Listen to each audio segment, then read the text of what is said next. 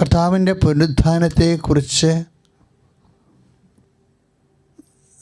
മനസ്സുകൊണ്ട് കർത്താവിൻ്റെ പുനരുത്ഥാനത്തോട് കൂടി ആയിരിക്കുന്ന ധ്യാന ദിവസങ്ങൾ തന്നെയാണിത്. കർത്താവ് നമുക്ക് നൽകിയ വലിയൊരു അവസരമാണിത്. അവിടുത്തെ പുനരുത്ഥാനത്തിൽ ആഴപ്പെടാനും ആത്മാവിൻ്റെ കൈകളാൽ അത് കർത്താവിനെ സ്പർശിക്കാനും ദൈവസ്നേഹത്തിൽ നിറയാനും അന്തരേന്ദ്രിയങ്ങളെ കർത്താവ് അഭിഷേകം ചെയ്യാൻ വേണ്ടി ശ്രദ്ധിക്കട്ടെ. ഹല്ലേലൂയ.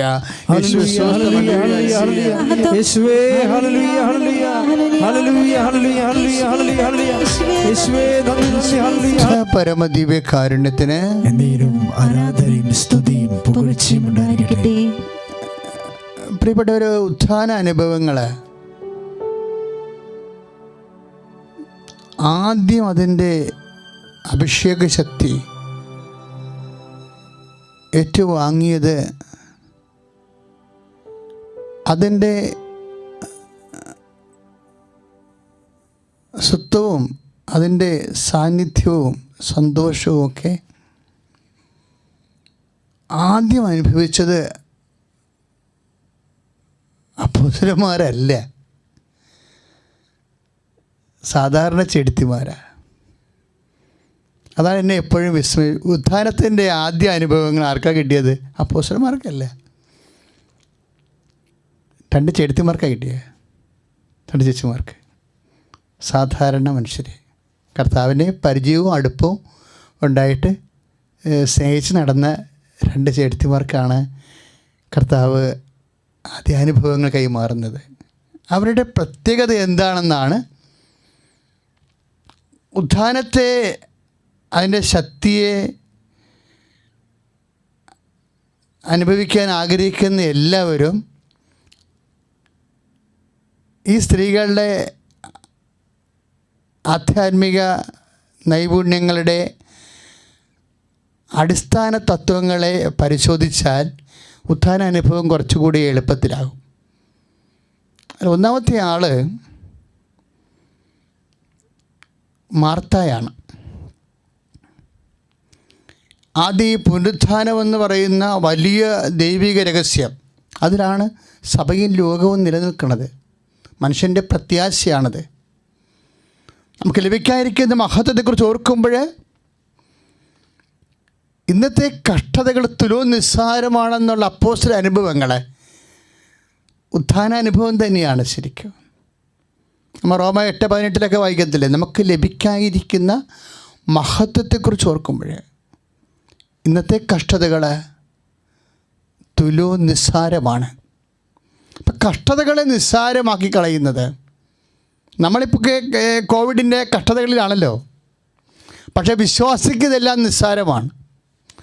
കഷ്ടതകൾ നിസ്സാരമാണെന്ന് ലോകത്തോട് പറയുന്ന ഒരേ ഒരു പുസ്തകം കർത്താവിൻ്റെ വചനമാണ്. ശ്രദ്ധിക്കട്ടെ. ഹല്ലേലൂയ.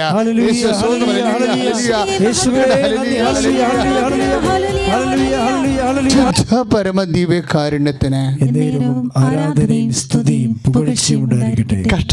കഷ്ടങ്ങൾ സാരമില്ല എന്ന് നമ്മൾ പാടുമ്പോഴേ തന്നെ അധരം കൊണ്ടാണ് അത് പാടുന്നത്. പക്ഷേ ഹൃദയത്തിൽ അത് ലൈറ്റ് വെയ്റ്റ് ആകണം, ലഘുഭാരമുള്ളതാകണം. അതൊരു അഭിഷേകത്തിലൂടെയാണ് അങ്ങനെ ആകണത്. ഈ അഭിഷേകത്തിലാണ് നമ്മൾ ആരാധനയിൽ ഇപ്പം തന്നെ ഈശോ പറഞ്ഞില്ലേ, ഇപ്പോൾ മത്തായി ശ്ലീഹായുടെ സുവിശേഷം 11:28-29 വായിക്കുമ്പോൾ അധ്വാനിക്കുന്നവനെ, ഭാരം വഹിക്കുന്നവനെ, കഷ്ടമനുഭവിക്കുന്നവനെ, കം ടു മീ, എൻ്റെ അടുത്തേക്ക് വരിക, ഞാൻ നിങ്ങളെ ആശ്വസിപ്പിക്കാം. ഈ ആശ്വാസം വിശ്വാസി പ്രാപിക്കണത് എങ്ങനെയാണ്? എൻ്റെ ഭാരം ലഘുവാണെന്ന്, ലൈറ്റ് വെയ്റ്റ് ആണെന്ന്. ഈശോയുടെ വചനങ്ങൾ, ഈശോയെ സ്നേഹിച്ചുകൊണ്ട് ഏറ്റെടുക്കുന്ന ഭാരങ്ങൾ, ഇത് ആദ്യം പറയണ ഈ ഭാരം ലഘുവാണെന്ന് ലോകത്തോട് പറയണ ആദ്യത്തെ സ്ത്രീ ആരാണ്? മേരി മാഗ്ഡലിന. മേരി മാഗ്ഡലിനാണ് ലോകത്തോട് പറയണത് ഈശോ നൽകുന്ന ഭാരം എനിക്ക് വളരെ ലഘുവാണെന്ന് പറയണത്, അത് വിശ്വാസത്തെക്കാളുപരി, പ്രത്യാശയേക്കാളുപരി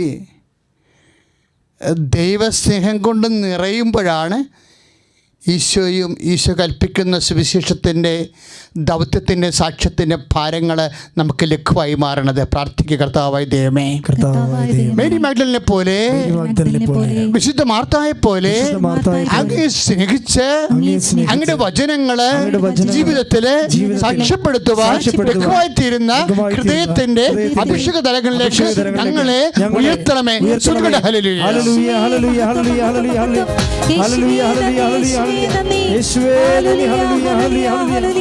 പരമദിവ്യകാരുണ്യത്തിന് ആരാധനയും സ്തുതിയും പുകഴ്ചയും ഉണ്ടായിരിക്കട്ടെ. ഇപ്പൊ യോഹന്നാന്റെ സുവിശേഷമില്ലേ, 20-ാം അധ്യായം 15-ാമത്തെ വാക്യം, അവിടെയാണ് ഈ ഭാരം, യേശു ഭാരം ലഘുവാണെന്ന് സൂചന നൽകണത്. പക്ഷേ it is out of love. നമ്മൾ മത്തായിയുടെ സുവിശേഷം 11:29 എൻ്റെ ഭാരം ലഘുവാണെന്ന് ഈശോ പറയുമ്പോൾ ഇതെങ്ങനെയാണ് ലഘുവാക്കണതെന്നുള്ള പ്രായോഗിക തലങ്ങളാണ് മേരി മാഗ്ദലിൻ പറയണത്. എന്താണ് അവർ പറയണത്? അവർ കുനിഞ്ഞ് കർത്താവിൻ്റെ കല്ലറയിലേക്ക് നോക്കും.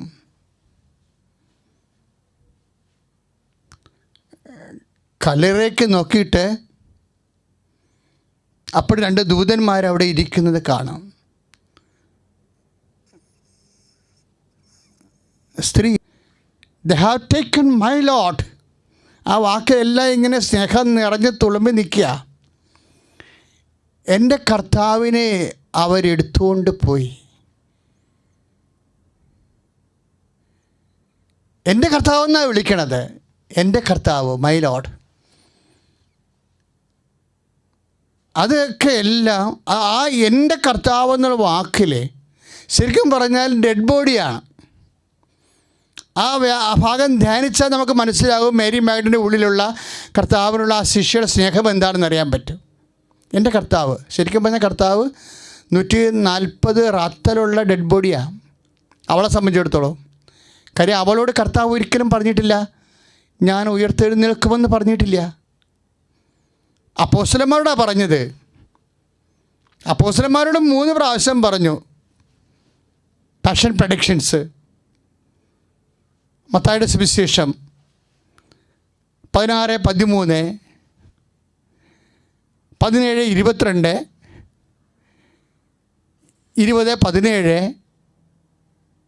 ഇങ്ങനെയുള്ള എല്ലാ പാഷൻ പ്രഡിക്ഷനിലൂടെയും മത്തായി 16-ാം അധ്യായം 13-ാമത്തെ വാക്യം, 17-ാം അധ്യായം 22-ാമത്തെ വാക്യം, അതുപോലെ തന്നെ 20-ാം അധ്യായം 17-ാമത്തെ വാക്യം ഒക്കെ എല്ലാം പാഷൻ പ്രഡിക്ഷൻസാണ്, പീഡാനുഭവ പ്രവചനങ്ങളാണ്.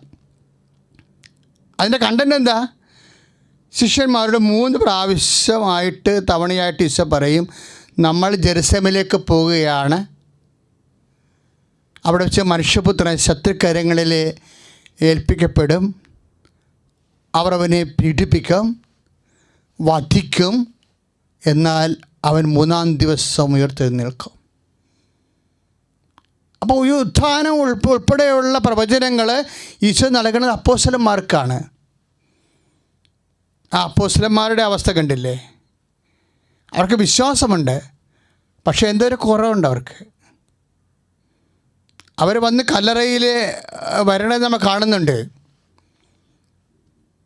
ആദ്യമേ തന്നെ വരണത് മേരി മാഗ്ദലിൻ ചെന്നിട്ട് കർത്താവിന് കല്ലറയുടെ വാതിൽ തുറന്നു കിടക്കുന്നു.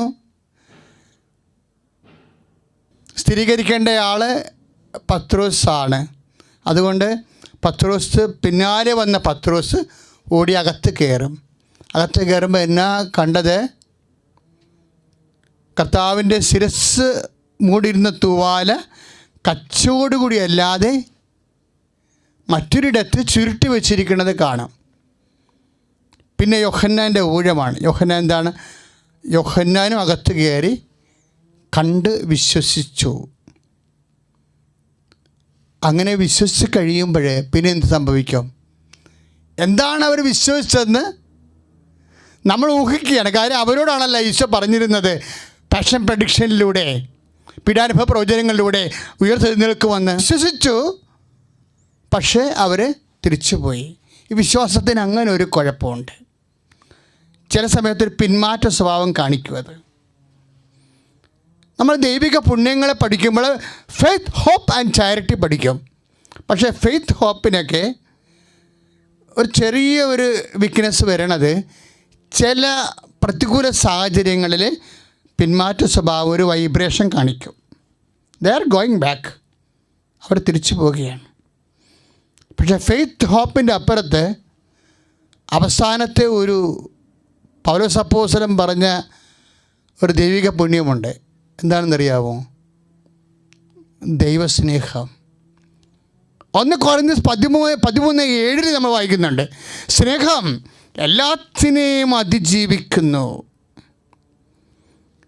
എല്ലാ തകർച്ചകളെയും അതിജീവിച്ചുകൊണ്ട് സ്നേഹത്തിൽ നിറഞ്ഞ ഒരു സ്ത്രീ അവിടെ കാത്തു നിൽക്കുകയാണ്. സ്തുതിക്കട്ടെ, ഹല്ലേലൂയ. യേശുവേ സ്തോത്രം, ഹല്ലേലൂയ, ഹല്ലേലൂയ. യേശുവേ സ്തോത്രം, ഹല്ലേലൂയ, ഹല്ലേലൂയ, ഹല്ലേലൂയ. യേശുവേ ആരാധന, ആരാധന. പരിശുദ്ധ പരമ ദിവ്യകാരുണ്യത്തിന് എന്നേരവും ആരാധനയും സ്തുതിയും പുകഴ്ചയും ഉണ്ടായിരിക്കട്ടെ. നമ്മളെ യോഹന്നാൻ്റെ സുവിശേഷം 20:10 അപ്പോസ്തലന്മാർ തിരിച്ചു പോണത്. ആ തിരിച്ചു പോയത് എന്തുകൊണ്ടാണെന്നാണ് ഇപ്പോൾ പറഞ്ഞുകൊണ്ടിരിക്കുന്നത്. എന്നെല്ലാം ആരെല്ലാം ദൈവത്തിൽ നിന്ന്, ഉത്ഥാനത്തിൽ നിന്ന് അല്പസമയത്തിന് തിരിച്ചു പോയിട്ടുണ്ടെങ്കിൽ അതിനൊരു കണ്ടൻറ്റ് കുറവുണ്ട്. അവർക്ക് വിശ്വാസമുണ്ടാകാം, പ്രത്യാശ ഉണ്ടാകാം. പക്ഷേ വിശ്വാസം പ്രത്യാശം കൊണ്ട് മാത്രം പുനരുത്ഥാനത്തിന് സാക്ഷിയാകാൻ പറ്റത്തില്ല. സ്തുതിക്കട്ടെ, ഹല്ലേലൂയ. യേശുവേ ആരാധന, ആരാധന. അപ്പോസ്തലന്മാരുടെ കൂടെ കല്ലറ കണ്ടയാളാണ് മേരി മാഗ്ഡലിൻ. അപ്പോസ്തലന്മാരുടെ കൂടെ കല്ലറയുടെ അകം കണ്ടയാളാണ് മേരി മാഗ്ഡലിൻ. ആ 3 പേരും ഒരുമിച്ച് കർത്താവിൻ്റെ കല്ലറ കണ്ടതാണ്. അതിൽ വക്കശീല കണ്ടതാണ്. ശിരസ്സ് തൂവാല ചുട്ടി മാറ്റി വെച്ചിരിക്കുന്ന കണ്ടതാണ്. അവർ കണ്ടു വിശ്വസിച്ചവരാണ്. പക്ഷേ 2 പേര് തിരിച്ചുപോയി. വീണ്ടും മേരി മഗ്ദലിൻ മാത്രം അവിടെ നിൽക്കുകയാണ്. കണ്ട കാര്യങ്ങൾ കണ്ടവർ കണ്ട രീതിയിൽ പോയതിന് ശേഷം വീണ്ടും എന്തിനാണ് കല്ലറയുടെ ഉള്ളിലേക്ക് നോക്കണത്? അതിന് വിശ്വാസം പോരാ, അതിന് പ്രത്യാശ പോരാ, അതിന് ദൈവസ്നേഹം വേണം. സ്തുതിക്കട്ടെ, ഹല്ലേലൂയ. യേശുവേ നന്ദി, ഹല്ലേലൂയ, യേശുവേ ആരാധന, ഹല്ലേലൂയ, ഹല്ലേലൂയ, ഹല്ലേലൂയ. യേശുവേ ആരാധന, ആരാധന, ആരാധന. Hallelujah, hallelujah, hallelujah. യേശുവേ നന്ദി, ഹല്ലേലൂയ. സ്നേഹം മരണത്തെ പോലെ ശക്തമാണെന്ന് നമ്മൾ സോങ് ഓഫ് ദി സോങ്സ് ഉത്തമഗീതങ്ങളിൽ 8-ാം അധ്യായത്തിൽ വായിക്കുന്നുണ്ട്. മേരി മാഗ്ഡലിൻ്റെ സ്നേഹം മരണത്തെക്കാൾ ശക്തമാണ്, മരണത്തെപ്പോലെയുമല്ല. അവളെ കുരിഞ്ഞകത്തേക്ക് നോക്കിയപ്പോൾ ആ ദൂതന്മാർ ചോദിക്കും, സ്ത്രീയെ നീ എന്താണ് അന്വേഷിക്കുന്നത്? ആരെയാണ് അന്വേഷിക്കുന്നത്? എൻ്റെ കർത്താവിനെ അവരെടുത്തുകൊണ്ട് പോയെന്ന് പറയും. 20:11 യോഹന്നാൻ്റെ സുവിശേഷം. ആദ്യ ദർശനം കിട്ടിയ ആൾ. അപ്പോൾ ഞാനത് എൻ്റെ മനസ്സിൽ ആ പ്രാർത്ഥന സമയത്തെല്ലാം ഇവരുടെ ഓട്ടവും ഇവരുടെ കരച്ചിലും സങ്കടവും വിട്ടുമാറാതെ നിൽക്കുന്ന അവസ്ഥയും കല്ലറയിൽ നിന്ന് മാറാതെ നിൽക്കുന്ന സ്ത്രീ, അവരെ അത് തോട്ടക്കാരനാണെന്ന് കരുതിയിട്ട് വിളിക്കും, പ്രഭു എന്താ ആദരവോടെ സംസാരിക്കുന്നത്? അങ്ങാണ് അവനെ എടുത്തുകൊണ്ട് പോയെങ്കിൽ ടെൽമി, എന്നോട് പറയുക. ഞങ്ങളോട് പറയാനല്ല പറയണത്. ഞാനതാ വാക്ക് ഞാൻ കുറേ വർഷങ്ങൾ ധ്യാനിച്ചതാ. ഇവളുടെ പുനരുദ്ധാനത്തെക്കുറിച്ചൊന്നും പറഞ്ഞിട്ടില്ല, ഒരിക്കലും പറഞ്ഞിട്ടില്ല കർത്താവ്. പക്ഷേ ഈ 140 റാത്തലുള്ള ഡെഡ് ബോഡി 3 ദിവസം പഴക്കമുള്ളത് ചീർത്ത് ചീഞ്ഞിരിക്കണതാണ്. ആ ഡെഡ് ബോഡിയാണ്, ആ ഭാരമുള്ളതാണ് ഇവൾ പറയണത്. എൻ്റെ കർത്താവിനെ അവരെടുത്തുകൊണ്ട് പോയി. ഈശോനെ ഒന്നിനു വേണ്ടിയല്ലാതെ അവൾക്ക് എന്ത് കിട്ടും? ആ ഡെഡ് ബോഡി എടുത്താൽ ഒന്നും കിട്ടത്തില്ല. ദുർഗന്ധവും ശരീരം അഴുക്കാകുകയും ചെയ്യും, അല്ലാതെ ഒന്നുമില്ല. എൻ്റെ കർത്താവിനെ അവരെടുത്തുകൊണ്ട് പോയി. അത് നിങ്ങളത് ധ്യാനിക്കുമ്പോൾ മനസ്സിലാകും. ഇത് നമ്മൾ യേശുവിനെ അന്വേഷിക്കണതേ ഒത്തിരി ഭൗതിക ആനുകൂല്യങ്ങൾക്ക് വേണ്ടിയാണ്. അതാണ് കാലത്തിൻ്റെ അപാജയം എന്ന് പറയണത്. ഇതൊന്നിനു വേണ്ടിയല്ല. കിട്ടുന്ന യേശുവിനെ അന്വേഷിക്കുക വഴി എനിക്ക് ദുർഗന്ധം ക്ലേശമാണെങ്കിലും യേശുവിനെ സ്നേഹത്തിന് വേണ്ടി, സ്നേഹത്തിൻ്റെ പേരിൽ മാത്രം അന്വേഷിച്ചവരാണ് കർത്താവിൻ്റെ പുനരുത്ഥാനത്തിൻ്റെ സാക്ഷികളായവരെ. Hallelujah, hallelujah, hallelujah, hallelujah, hallelujah. യേശുവേ നന്ദി. Hallelujah, hallelujah, hallelujah, hallelujah, hallelujah. യേശുവേ, യേശുവേ, യേശുവേ. പരിശുദ്ധ പരമ ദിവ്യകാരുണ്യത്തിന് എന്നേരവും ആരാധനയും സ്തുതിയും പുകഴ്ചയും ഉണ്ടായിരിക്കട്ടെ. പരിശുദ്ധ പരമ ദിവ്യകാരുണ്യത്തിന് എന്നേരവും ആരാധനയും സ്തുതിയും പുകഴ്ചയും ഉണ്ടായിരിക്കട്ടെ. പ്രിയപ്പെട്ടവരെ, നമ്മൾ ശരിക്കും ആത്മശോധന ചെയ്യേണ്ട ഒരു വിഷയമാണ്. നമ്മുടെ വിശ്വാസത്തിൻ്റെ ഉച്ചി എന്ന് പറയണതും ഉറവ എന്ന് പറയണതും ദിവ്യകാരുണ്യം പോലെ തന്നെയാണ്. ദിവ്യകാരുണ്യം പോലും എന്തിനാണ്? ഈ അപ്പം ഭക്ഷിക്കുക, നിത്യം ജീവിക്കുക, ലോകത്തിൻ്റെ ജീവന് വേണ്ടി ഞാൻ നൽകുന്ന അപ്പം എൻ്റെ ശരീരം തന്നെയാണ് എന്ന് ഈശോ പറയണില്ലേ? ഈ ശരീരം ഭക്ഷിക്കുന്നതിലും ഞാൻ അവനിൽ വസിക്കുന്നു, സജീവനായ പിതാവാണ് എന്നെ അയച്ചത്, പിതാവ് മൂലം ഞാൻ ജീവിക്കുന്നു, അതുപോലെ എന്നെ ഭക്ഷിക്കുന്നവൻ ഞാൻ മൂലം ജീവിക്കും എന്ന് പറയുമ്പോഴേ പരിശുദ്ധ കുർബാന പോലും എന്തിനുള്ളതാണ്?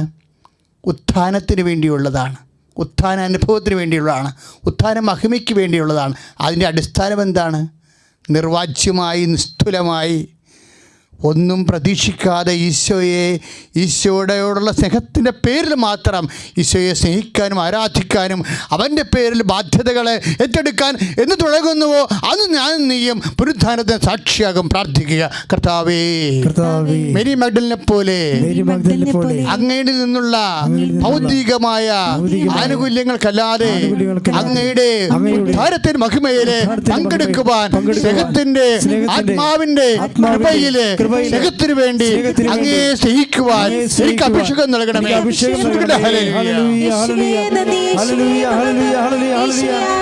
ആരാധനയും സ്തുതിയും പുകഴ്ചയും ഉണ്ടായിരിക്കട്ടെ. അച്ഛൻ എന്താ ഇങ്ങനെ പറഞ്ഞെന്നറിയാവോ? അതായത് ഉത്ഥാന അനുഭവത്തിന് ദൈവിക പുണ്യങ്ങളിലെ 3 പുണ്യങ്ങളും വേണം ഉത്ഥാനാനുഭവത്തിന്. പക്ഷേ മുന്തിയ നിലവാരത്തിൽ വേണ്ടത് unconditional surrender, cost by the love. ഒരു ബാധ്യതയും ഒരു ആവശ്യവും ഉന്നയിക്കാതെ നമ്മൾ എന്നും പ്രാർത്ഥിക്കേണ്ട ഒരു വിഷയമാണ്. കർത്താവേ, ഒരു ബാധ്യതയും ഒരു ആവശ്യവും നിന്നോട് ഉന്നയിക്കാത്തൊരു കാലം ഉണ്ടാകുമോ എനിക്ക്? ക്യാഷ് ആൻഡ് കൈൻഡായിട്ട് ഒന്നും ആഗ്രഹിക്കാത്തൊരു കാലം നിൻ്റെ നാമത്തെ പ്രതി എനിക്കുണ്ടാകുമോ? കർത്താവേ, അത്ര വിശ്വാസത്തിലേക്കും സ്നേഹത്തിലേക്കും ദൈവസ്നേഹത്തിലേക്കും എന്നെ വളർത്തണമേ എന്നാണ് നമ്മൾ ഇടയ്ക്കിടയ്ക്കെങ്കിലും ഒന്ന് പ്രാർത്ഥിക്കണം. ഉത്ഥാന സ്നേഹത്തിലേക്കുള്ള ചവിട്ടുപടികളാണ് അൺകണ്ടീഷൻ ലവ്. കർത്താവിൽ നിന്നൊന്നും ആശ്രയിക്കാതെ, ആഗ്രഹിക്കാതെ ഉത്ഥാനത്തിൻ്റെ മഹിമ പ്രാപിക്കാൻ വേണ്ടി മാത്രം. കാര്യം ഈശോയ്ക്ക് മാത്രമേ ലോകത്തിലെ മനുഷ്യരാശിക്ക് അത് നൽകാൻ കഴിയത്തുള്ളൂ. അതുകൊണ്ടാണ് I am the way, I am the truth, I am the life. ഇതെല്ലാം റിസറക്ഷൻ പോയിൻ്റുകളാണ്. നമ്മളിപ്പോൾ 14:6 യോഹന്നാൻ്റെ സുവിശേഷത്തിൽ ഐ ആം ദ വേ, പല വഴികളുണ്ടായിട്ടല്ല, പല വഴികളില്ല, ഇറ്റ്സ് ഓൺലി വൺ വേ. ഇന്ന് സഭയിലുള്ള ചില പണ്ഡിത കോമരങ്ങളൊക്കെ പല വഴികളെക്കുറിച്ച് ചിന്തിക്കുന്നുണ്ട്. എല്ലാ വഴികളും ശരിയാണെന്നൊക്കെ പറയണ മിഷണറിമാരൊക്കെ ഞാൻ കണ്ടുപിടിച്ചിട്ടുണ്ട്. അതാണ് സഭയുടെ ഇന്ന് അനുഭവിക്കുന്ന ഏറ്റവും വലിയ പ്രതിസന്ധി. This only one way, the way of Jesus, the way, I am the way, the moon, the sun എന്നൊക്കെ നമ്മൾ പറയത്തില്ലേ?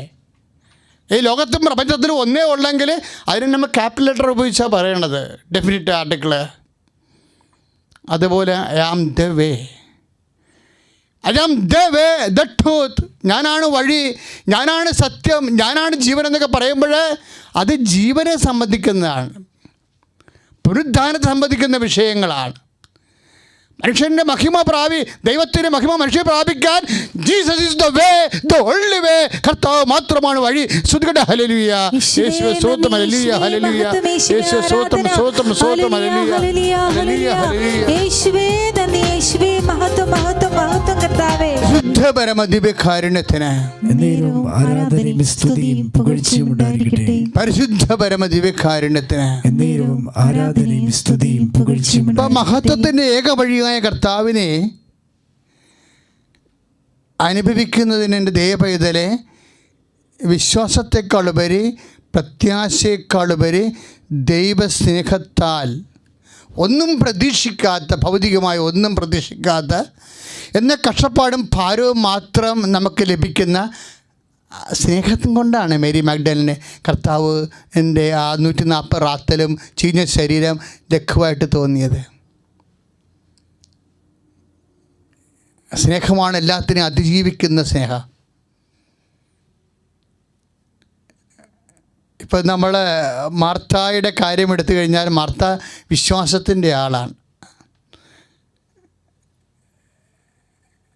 പ്രത്യാശയുടെ ആളാണ്. മാർത്തയാണ്, അവരും കല്ലറയുടെ വാതിൽക്കൽ നിൽക്കുന്ന സ്ത്രീയാണ്. നമ്മൾ ആദ്യം പറഞ്ഞില്ലേ 2 സ്ത്രീകളെന്ന്, അതിലൊന്ന് മാർത്തയാണ്. മാർത്തായും കല്ലറയുടെ വാതിൽക്കലാണ് സുവിശേഷം നിർത്തിയിരിക്കുന്നത്. മേരി മാഗ്ഡലിനെയും കല്ലറയുടെ വാതിൽക്കലാണ് സുവിശേഷം നിർത്തിയിരിക്കുന്നത്. കാര്യം കല്ലറയുടെ വാതിൽക്കൽ നിൽക്കുന്നവരെ എല്ലാം തകർന്നു, എല്ലാം തീർന്നുവെന്ന്, എല്ലാ പ്രത്യാശ നഷ്ടപ്പെടുന്ന സ്ഥലമാണ് കല്ലറയുടെ വാതിൽക്കൽ, കല്ലറ വാതിലെ.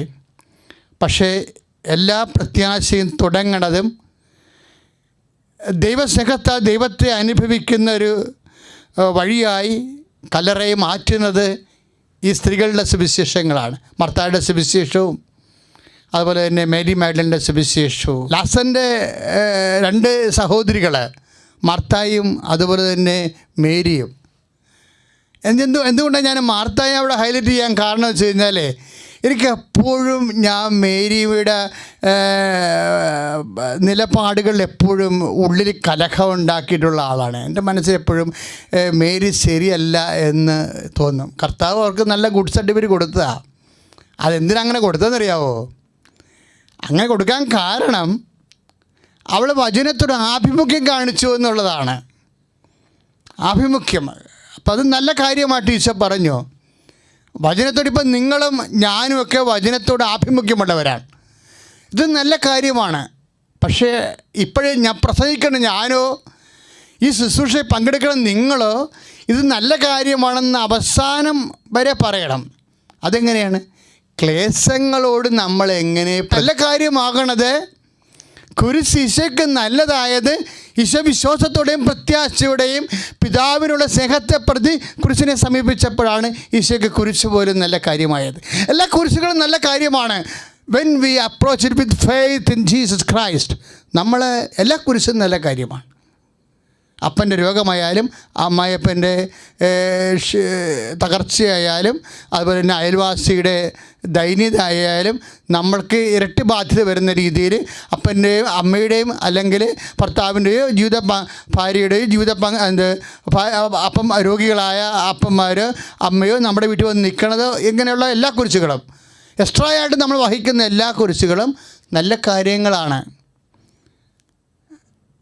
അതെങ്ങനെ വിശ്വാസത്തോടെയും പ്രത്യാശയോടെയും ദൈവസ്നേഹത്തോടെയും കൂടി അതിനെ സമീപിക്കാൻ കഴിയുമ്പോഴാണ് അത് നല്ല കാര്യമായി മാറുന്നത്. അപ്പോൾ ഈ നല്ല കാര്യങ്ങൾക്കെല്ലാം 2 ഘട്ടമുണ്ട്. അത് കേൾക്കുമ്പോൾ അറിയുമ്പോഴുണ്ടാകുന്ന ഘട്ടവും അത് അനുഭവിക്കുണ്ടാകുമ്പോൾ 2ാമത്തെ ഘട്ടം വരണം.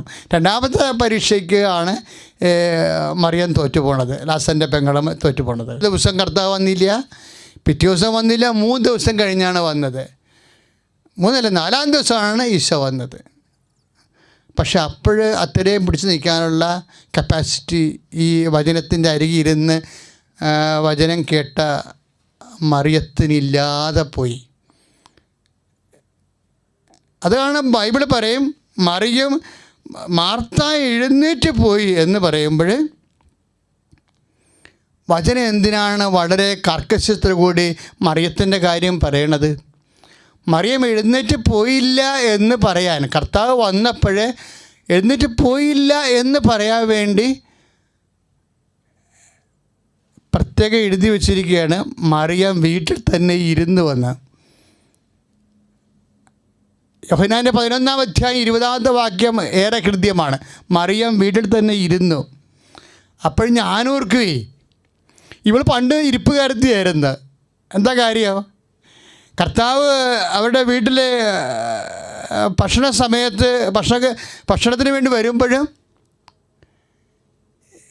സുവിശേഷം പറയും 10:39 മറിയം ഇരിക്കുകയാണ് അവിടെ. ഒരു വ്യത്യാസമുള്ളത് വചനം കൂടെ ഉണ്ട്, വചനം കേട്ടോണ്ടിരിക്കണമെന്നേ ഉള്ളൂ. ആ കേട്ട വചനമുണ്ട്, പക്ഷേ ഇവൾക്കത് എപ്പോഴും നമ്മൾ പറയണത്, കർത്താവിൻ്റെ വചനം പറയണത് വചനം കേട്ടാൽ പോരാ, അത് പ്രയോജനപ്പെടണം. പൗലോസ് അപ്പോസ്തലൻ പിന്നീട് ഈ കാര്യത്തെക്കുറിച്ച് സംസാരിക്കുക പറയണത്, അവർ കേട്ട വചനം അവർക്ക് പ്രയോജനപ്പെട്ടില്ല. എന്താ കാര്യം? അവരതിൽ വിശ്വസിച്ചില്ല എന്ന്. അതിന് ഹെബ്രായർ 4:2 നമ്മൾ വായിക്കണില്ലേ, അവർ കേട്ട വചനം അവർക്ക് പ്രയോജനപ്പെട്ടില്ല.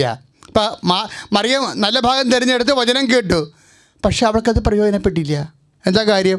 കുടുംബത്തിൽ ആണും തൂണും തുണയുമായിട്ടുള്ള ആൾ വീണ് പോയപ്പോൾ, കഷ്ടത വന്നപ്പോൾ, കുരിശ് വന്നപ്പോൾ അവൾക്ക് വിശ്വാസം പോയി. അവൾ കർത്താവിനെ മാർത്തയെ പോലെ ഓടിച്ചെന്ന് കർത്താവിനെ സ്വീകരിക്കാൻ തയ്യാറല്ല. അതിനുള്ള വിശ്വാസമില്ല, അതിനുള്ള ദൈവസ്നേഹമില്ല. അവൾ അവിടെ തന്നെ ഇരിക്കുകയാണ്. അതുകൊണ്ടാണ് മറിയം അവിടെ തന്നെ ഇരുന്നെന്ന് പ്രത്യേകിച്ച് 11:20 എഴുതിയിരിക്കുന്നത്. യോഹന്നാൻ്റെ സുവിശേഷത്തിൽ 11:20 മറിയം വീട്ടിൽ തന്നെ ഇരുന്നു. അവർക്ക് ആ വചനം പ്രയോജനപ്പെട്ടില്ല. ദൈവവേദന ഇതാണ് നമ്മുടെയൊക്കെ അവസ്ഥകൾ. നമ്മൾ വചനമൊക്കെ കേൾക്കും, പക്ഷേ കുരിശ് വരുമ്പോൾ, കുടുംബത്തിലേക്ക് കുരിശുകൾ വരുമ്പോൾ, രോഗങ്ങൾ വരുമ്പോൾ നമ്മൾ വിശ്വാസത്തിൻ്റെ സാക്ഷ്യം മറന്നു പോകും. കർത്താവിനെ കോടി അണയുവാനോ പ്രാർത്ഥിക്കുവാനോ ദൈവമഹത്വത്തിന് വേണ്ടി പ്രവർത്തിക്കുവാനോ ഒന്നും കൈയും കാലം തളർന്ന് നമ്മളിരിക്കാനുള്ള പടിയിൽ ഇരുന്ന് പോകും. അവിടെയൊക്കെ ലീഡ് ചെയ്യണത് ആ അടുക്കളക്കാരത്തിയാണ്, മാർത്ത കുറേ കാര്യം കർത്താവിനോട് പറയും. ഒക്കെ കേൾക്കണം നമ്മൾ. കർത്താവേ, അങ്ങിവിടെ ഉണ്ടായിരുന്നെങ്കിൽ എൻ്റെ സഹോദരൻ മരിക്കില്ലായിരുന്നു. കാരണം അങ്ങ് ചോദിക്കണ എന്തും. ഇപ്പോൾ 11:25, 24, 25 വരുമ്പോൾ യോഹന്നാൻ്റെ സുവിശേഷത്തിൽ അങ്ങ് ചോദിക്കണത് എന്തും ദൈവം അങ്ങേക്ക് തരുമെന്ന് എനിക്കറിയാമെന്ന് പറയും. കാര്യം ഏത് അടുക്കളപ്പണിയായാലും അറിയാനുള്ള കാര്യം അവൾക്കറിയാം. അതാണ് വിഷയം. നമുക്കറിയാനുള്ള കാര്യങ്ങൾ അറിഞ്ഞാൽ കർത്താവുമായിട്ട് അടുക്കാൻ എളുപ്പമായിരിക്കും. ഈ ലോകത്ത് അറിയാനുള്ള ഏറ്റവും വലിയ അറിവ് ആരാ? എല്ലാ സങ്കടങ്ങളെയും അതിജീവിച്ചുകൊണ്ട് ഏത് കല്ലറയുടെ വാതിക്കലും പ്രഖ്യാപിക്കാനുള്ള അറിവെന്താ? അവളോട് കർത്താവ് പറയും, ഞാൻ ചോദിക്കണ എന്തും ദൈവം നിനക്ക് തരുമെന്ന് നിനക്കറിയാം. പക്ഷെ നിനക്കറിയാത്ത വേറൊരു കാര്യം കൂടിയുണ്ട്. ഉള്ളവന് പിന്നെയും കൊടുക്കപ്പെടുമെന്ന് പറഞ്ഞില്ലേ? അവന് സമൃദ്ധി ഉണ്ടാകും. അറിവുള്ളവന് വീണ്ടും കർത്താവ് അറിവ് കൊടുക്കുകയാണ്. എന്താ കൊടുക്കണത്? നിൻ്റെ സഹോദരൻ ഉയർത്തെഴുന്നേൽക്കും. അതും നീ അറിയണം.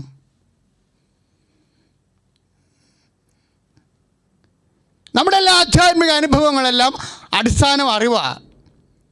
അനുഭവം ഉണ്ടാക്കുക, അനുഭവം ബോധ്യം, സാക്ഷ്യം, സന്തോഷമാണ് നമുക്ക് സ്വർഗവും നമ്മൾ വിളിക്കുന്നത്. മാർത്തയുടെ രണ്ടാമത്തെ അറിവ് കർത്താവ് കൊടുക്കും, നിൻ്റെ സഹോദരൻ ഉയർത്തി നിൽക്കും. യോഹന്നാൻ്റെ സുവിശേഷം, I am the resurrection and life.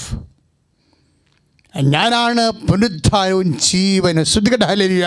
യേശുവേ സ്തോത്രം. സ്തുതിക്കട്ടെ, ഹല്ലേലൂയ.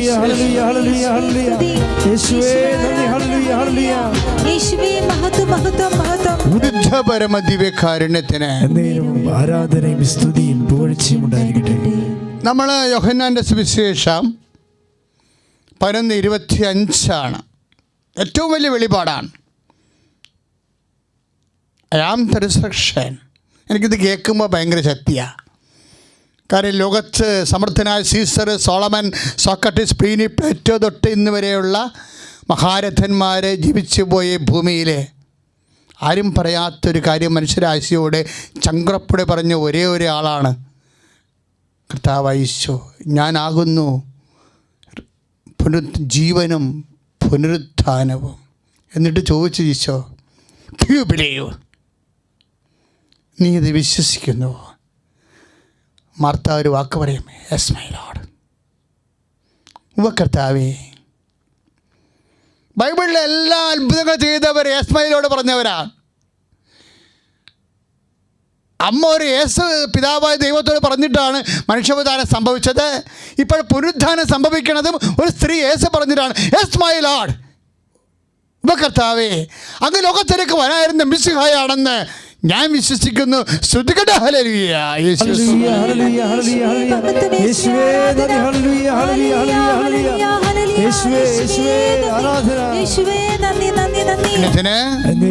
ആരാധനയും സ്തുതിയും പുകഴ്ചയും ഉണ്ടായിരിക്കട്ടെ. ഇപ്പം നമ്മൾ യോഹന്നാൻ 11:25-26-27 വചനങ്ങളെല്ലാം വിശ്വാസത്തെക്കുറിച്ചാണ് പറയണത്.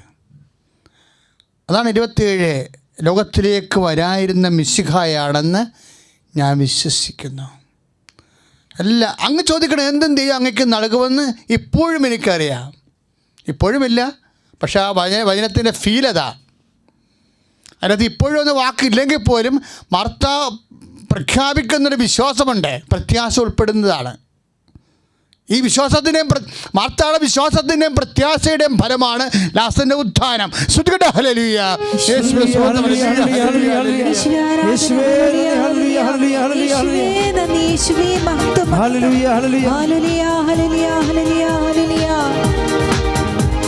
പരിശുദ്ധ പരമദിവ്യകാരുണ്യത്തിന് ആരാധനയും സ്തുതിയും പുകഴ്ചയും ഉണ്ടായിരിക്കട്ടെ. പ്രിയമുള്ളവരെ, ഉത്ഥാന അനുഭവങ്ങളെല്ലാം 3 ദൈവിക പുണ്യങ്ങളുടെ വളർച്ചയിലാണ് അതിൻ്റെ സാകല്യങ്ങളിലേക്ക് എത്തണത്. മാർത്തായുടെ വിശ്വാസവും പ്രത്യാശയുമാണ്, യേശുവിലുള്ള വിശ്വാസവും പ്രത്യാശയുമാണ് ലാസറിനെ വിവരിപ്പിച്ചത്. അതിൻ്റെ അടിസ്ഥാന ഘടകങ്ങളിലൊന്ന് അത് മാർത്തായുടെ വിശ്വാസം പ്രത്യാശ മേരി മാഡിലേക്ക് എത്തുമ്പോൾ അവളാണല്ലോ കർത്താവിനെ ആദ്യമായിട്ടും പുനരുത്ഥാനം ചെയ്ത ഈശോനെ കണ്ടത്. അത് സ്നേഹമായി വളരുന്നത് കാണാം. യേശുവിൻ്റെ പുനരുത്ഥാനത്തെ അനുഭവിക്കാനുള്ള ഏറ്റവും വലിയ മാർഗം നമ്മുടെ വിശ്വാസം പ്രത്യാശയിൽ നിന്ന് ദൈവസ്നേഹത്തിലേക്ക് വളരുന്നതാണ്. അതാണ് പൗലോസ് അപ്പോസ്തലൻ പറയണത്. ഇപ്പോൾ 1 കൊരിന്ത്യസിലെ 13 വിശ്വാസം, പ്രത്യാശ, സ്നേഹം. ഇതിൽ സർവോത്കൃഷ്ടം എന്താണ്? സ്നേഹമാണ് സർവോത്കൃഷ്ടം. ഇപ്പോൾ 1 കൊരിന്ത്യസ് 13 സ്നേഹമാണ് സർവോത്കൃഷ്ടം. വിശ്വാസമുണ്ട് 13:12 വിശ്വാസം, പ്രത്യാശ, സ്നേഹം എല്ലാം പറയുന്നുണ്ടത്. പക്ഷേ സ്നേഹമാണ് സർവോത്കൃഷ്ടം. ഈ സ്നേഹത്തിൻ്റെ ഒരു മാതൃകയാണ് ഈ മടങ്ങിപ്പോയ പത്രോസില്ലേ, അവനെ തിരിച്ച് ഒരു കാലം കർത്താവ് തിരിച്ച് വിളിച്ചിട്ട് ചോദിക്കണത് ഡു യു ലവ് മീ എന്നാണ് ചോദിക്കണത്. അപ്പം എൻ്റെ മനസ്സ് വരും, മേരി മാഗ്ഡലിൻ എൻ്റെ സ്നേഹം പോലെ നീ എന്നെ സ്നേഹിക്കുന്നുണ്ടോ?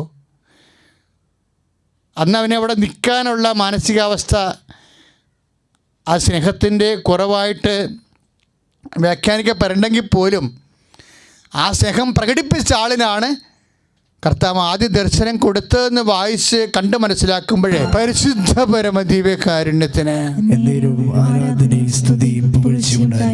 മക്കളെ ജീവിതത്തിൻ്റെ എല്ലാ കഷ്ടങ്ങളും അതാരിൽ നിന്ന് ലഭിച്ചാലും, അജ്ഞാതിൽ നിന്ന് ലഭിച്ചാലും, അന്യ സംസ്ഥാനക്കാരിൽ നിന്ന് ലഭിച്ചാലും, ശത്രുക്കളിൽ നിന്ന് ലഭിച്ചാലും, ഉറ്റവരിൽ നിന്ന് ഉടവിൽ നിന്ന് ലഭിച്ചാലും എല്ലാം ഉത്ഥാനത്തിന് വേണ്ടി, എല്ലാ സർവോത്കൃഷ്ടമായ സ്നേഹത്തോടെ കർത്താവിന് ഉത്ഥാന അനുഭവത്തിന് വേണ്ടി കാഴ്ചവെക്കുമ്പോൾ നീ മഹത്വം തിരിച്ചറിയും. ഉത്ഥാനത്തിൻ്റെ മഹത്വത്തിലേക്കാണ് നമ്മൾ ഏക ശരീരമായി വിളിക്കപ്പെട്ടിരിക്കുന്നത്. ശ്രുതികട ഹല്ലേലൂയ.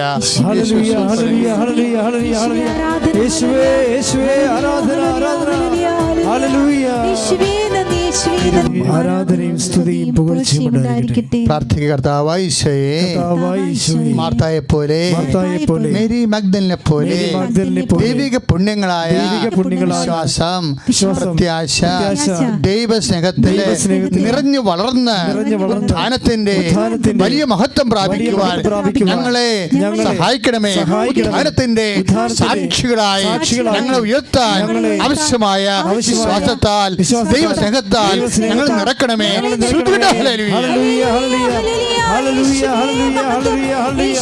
ദിവ്യകാരുണ്യത്തിന് ആരാധനയും സ്തുതിയും പുകഴ്ചയും ഉണ്ടായിരിക്കട്ടെ. പ്രിയമുള്ളവരെ, നമ്മൾ ആരാധനയുടെ രോഗസൗഖ്യ പ്രാർത്ഥനയിലേക്ക്, ജീവിത ദുരിതങ്ങളുടെ ദൈവിക ശാസന പ്രാർത്ഥനയിലേക്കും പ്രവേശിക്കുകയാണ്. സന്തോഷമായി നിങ്ങൾ ഈ നിമിഷം വരെ കർത്താവിൻ്റെ വചനത്തോടു കൂടിയായിരുന്നു. അതുകൊണ്ട് തന്നെ കർത്താവ് നിങ്ങളെ അനുഗ്രഹിക്കാതെ നിങ്ങളെ വിടത്തില്ല.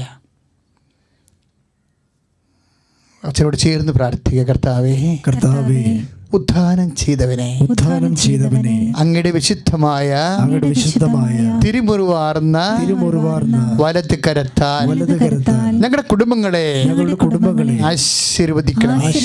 കർത്താവേ, ഞങ്ങൾ ഈ ആരാധനയുടെ നിമിഷങ്ങളിലെ ആർക്കെല്ലാം വേണ്ടി പ്രാർത്ഥിക്കുന്നു, അവിടെ എല്ലാ ശിരസില് അണിപ്രതാർന്നവനെ നിന്റെ അത്ഭുത കരത്താൽ സ്പർശിക്കണമേ, സുഖപ്പെടുത്തണമേ, ശക്തിപ്പെടുത്തണമേ.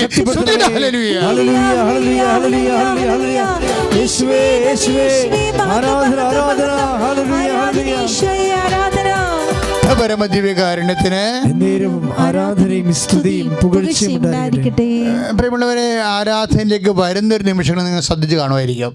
അതായത് നമ്മൾ പ്രത്യക്ഷീകരണ പ്രാർത്ഥന ചൊല്ലിയപ്പോൾ കർത്താവ് എന്നോട് പറഞ്ഞത് ഉപജീവന മാർഗത്തിന് വേണ്ടി പ്രാർത്ഥിക്കണമെന്നാണ്. ഞാൻ അവിടെ അപ്പം തന്നെ നിങ്ങളോട് ഓൺലൈനിൽ സംസാരിച്ചു. നിങ്ങൾ ഉപജീവന മാർഗത്തെ കർത്താവ് അനുഗ്രഹിക്കാൻ ആഗ്രഹിക്കുന്നു, അതുകൊണ്ട് ഉപജീവന മാർഗത്തെ ഓർക്കണമെന്ന്. ഇപ്പോഴും ഞാൻ ആദ്യമേ അത് പറയുകയാണ്. കർത്താവ് അപ്പോഴത്തെ സന്ദേശമാണ് ഞാൻ ഇപ്പോഴും വീണ്ടും നിങ്ങളോട് അത് പറയുകയാണ്. നിങ്ങൾ ഉപജീവന മാർഗത്തെ സമർപ്പിക്കണം ഇപ്പോഴ്. കണ്ണീരിൻ്റെ കാലം കഴിയുമ്പോൾ നമുക്ക് ജീവിക്കണ്ടേ? അതുകൊണ്ട് ബുദ്ധിപരമായി ഞാൻ സംസാരിക്കുകയല്ല. കർത്താവ് ഈ അൾത്താറയിൽ ഈശോ മുമ്പിൽ നിന്നാണ് ഞാൻ പറയണത്. നിങ്ങളുടെ ഉപജീവന മാർഗം തകർന്നവരുണ്ടാകാം. ഇനി എങ്ങനെ കുഞ്ഞുങ്ങളെ പഠിപ്പിക്കും എന്നറിയാൻ പല ആകുലപ്പെടുന്നവരുണ്ടാകാം. വരുമാനമില്ലാത്ത കാലങ്ങളിൽ കടം മേടിച്ച് പല വിഷയങ്ങളും കൈകാര്യം ചെയ്തപ്പോൾ ഇനി അങ്ങനെ വീട്ടുമെന്നറിയാൻ പാലാതെ എന്ത് എടുത്ത് കൊടുക്കുമെന്നറിയാൻ പാലാതെ വിഷമിക്കുന്നവരുണ്ടാകാം. ജോലി ഇല്ലാതെ വലയുന്നവരുണ്ടാകാം. ഏത് ജോലിക്ക് പോകുന്ന ജോലിക്ക് വിടപ്പെട്ടവരോ ഉണ്ടാകാം. ഇനി പിരിച്ചുവിടപ്പെട്ട കമ്പനികളിലേക്കോ ജോലി സ്ഥലങ്ങളിലേക്ക് തിരിച്ചു വന്നാൽ ജോലി കിട്ടുമോ ഇല്ലയോ, അതിന് ശമ്പളം എപ്പോൾ കിട്ടുമോ എന്നറിയാൻ പറഞ്ഞ് വിഷമിക്കുന്നവരുണ്ടാകാം. അങ്ങനെയുള്ള എല്ലാവർക്കും വേണ്ടി സ്തുതിക്കട്ടെ. കർത്താവേ, ഇതിന് ഉന്നതമായ നാമത്തിന് സ്വോത്രം ചെയ്ത് കർത്താവേ, ഉപജീവന മാർഗം തകർന്നവരെ, വരുമാനമില്ലാത്തവരെ, എങ്ങനെ ജീവിക്കുന്നറിയാതെ അങ്കലാക്കപ്പെടുന്നവരെ കർത്താവിന്റെ ഉന്നതമായ നാമത്തിൽ അവർക്ക് വഴി സത്യവും ജീവനുമായവനെ ഭൗതികമായ ജീവിതത്തിന്റെ തകർച്ചയിൽ അവർക്ക് വഴി കാണിച്ചു കൊടുക്കണമേ. സാങ്കേതികമായ ചില തടസ്സങ്ങൾ, സാങ്കേതിക തടസ്സം, ജോലിയുടെ സാങ്കേതിക തടസ്സം, ചിലപ്പോൾ വയസ്സിന് തടസ്സമാകാം, ചിലപ്പോൾ രേഖ ലഭിക്കാത്തതാകാം, ചിലപ്പോൾ രേഖയിൽ തെറ്റ് വന്നതാകാം, സർട്ടിഫിക്കറ്റിൽ വന്ന തടസ്സങ്ങളാകാം, സർട്ടിഫിക്കറ്റ് കളഞ്ഞുപോയ അവസ്ഥയാകാം, വിത്തുകളുടെ ആകാം. ഇങ്ങനെ എല്ലാ വിഷയങ്ങൾക്കും വേണ്ടി പ്രാർത്ഥിക്കാനാണ് അച്ഛനെ ലഭിക്കുന്ന പ്രേരണ. അതുകൊണ്ട് അച്ഛനോട് ചേർന്ന് പ്രാർത്ഥിക്കുക. കർത്താവായ ദൈവമേ, നിലനിൽപ്പിൻ്റെ രേഖകളെ, നഷ്ടപ്പെട്ടു പോയ, തിരുത്തൽ വന്നിട്ടുള്ള, വേണ്ട രേഖകളെ കൈമോശം വന്നിട്ടുള്ള, മറ്റുള്ളവരുടെ കൈകളിലെ അകപ്പെട്ടു പോയിട്ടുള്ള രേഖകള്, പ്രമാണങ്ങള്, നഷ്ടപ്പെട്ട വസ്തുക്കള്, വസ്തുതകള് കർത്താവേ, ഈ നിമിഷം അത് തിരികെ കിട്ടുവാനും കർത്താവേ, അതിന്റെ ദുരിതങ്ങള്, തടസ്സങ്ങള് യേശുനാമത്തിൽ നിർവീര്യമാകട്ടെ.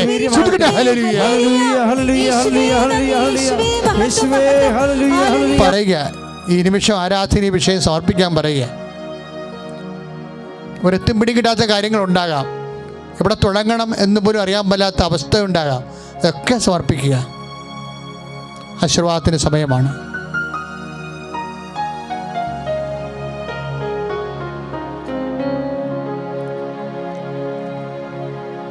നമ്മുടെ എല്ലാ ജീവിത നിയോഗങ്ങളെയും ദൈവകരങ്ങളിൽ സമർപ്പിച്ചുകൊണ്ട് യേശുവിന്റെ ആശീർവാദം സ്വീകരിക്കാം, സ്തുതിച്ച് പ്രാർത്ഥിക്കാം. Hallelujah, hallelujah, hallelujah, hallelujah, hallelujah. യേശുവേ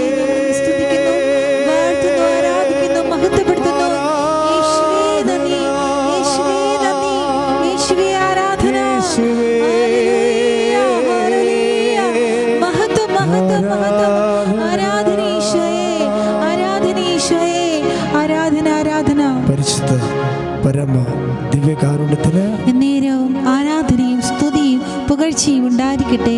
പരിശുദ്ധ പരമ ദിവ്യകാരുണ്യത്തിന് എന്നേരവും ആരാധനയും സ്തുതിയും പുകഴ്ചയും ഉണ്ടായിരിക്കട്ടെ. പരിശുദ്ധ പരമ ദിവ്യകാരുണ്യത്തിന് എന്നേരവും ആരാധനയും സ്തുതിയും പുകഴ്ചയും ഉണ്ടായിരിക്കട്ടെ.